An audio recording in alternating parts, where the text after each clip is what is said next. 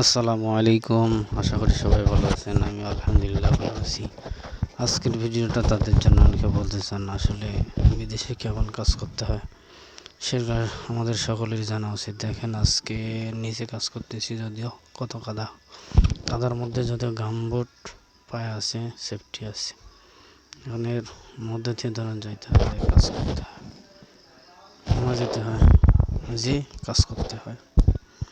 অনেকে বলেন যে আসলে বিদেশ কেমন কাজ হতে পারে, কারণ যারা বিদেশে আসবেন সকল রকম কাজ করার পরিকল্পনা নিয়েই আসতে হবে, তাহলে সাকসেস হবেন, নয়তো সম্ভব না। আমাদের দেখুন প্রজেক্ট সিসিসিআরএল প্রজেক্টটি সবাই মিলে আনন্দ করতেছে, বৃষ্টির সময় বাইরে যাওয়া যাচ্ছে না, তাই একটু বিনোদন করতেছে। যদি এখানে ছিলাম,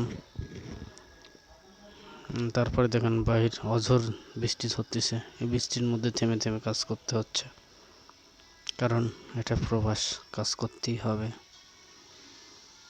তাই যারা আসবেন অবশ্যই সব কিছু ধারণা নিয়ে আসবেন, তাহলে ইনশাল্লাহ সাকসেস হবেন। দেখা যাচ্ছে বৃষ্টি পড়তেইছে। নভেম্বর ডিসেম্বর মালয়েশিয়ায় বৃষ্টির সময়, যদিও এর মাঝেই কাজ করতে হবে। ধন্যবাদ।